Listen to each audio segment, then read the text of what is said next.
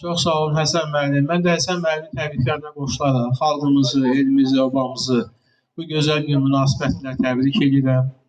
Həmişə odumuz yanarlı, suyumuz davamlı, çörəyimiz, süfrəmiz bərəkətli olsun. Əziz cəmaatımız, bugün bizim məqsədimiz milli adət-ənənələri qorumaqdır və bugün bu od çərşəbəsinin keçirilməsində də bir çox milli adət-ənənələrimizə uyğun olaraq bir neçə nümunələr sizə təqdim olundu.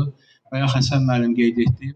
Bu il Novruz şənlikləri şəhərimizdə çox fərqli olacaq. Yer çərşəbindən sonra 2 gün sizin üçün Novruz festivalı həyata keçiriləcək bu meydanda. Bunlar festivalı olacaq, Xonça festivalı olacaq, Maliyyə Novruz festivalı olacaq, hansı ki müəyyən texnologiyaların tətbiqi ilə Novruza yanaşma bizim məktəblilərimiz nümayiş etdirəcək. Və Kulnariya festivalına qoşula biləcək insanlarımız da müraciət edə bilər, sərbəstlik qoşula bilərlər. Əziz cəmaatımız, mən də sizi qarşıdan gələn Novruz bayramı münasibətində təbrik edirəm. Bu Ramazan ayında bayramımız mübarək olsun, xalqımıza sülh,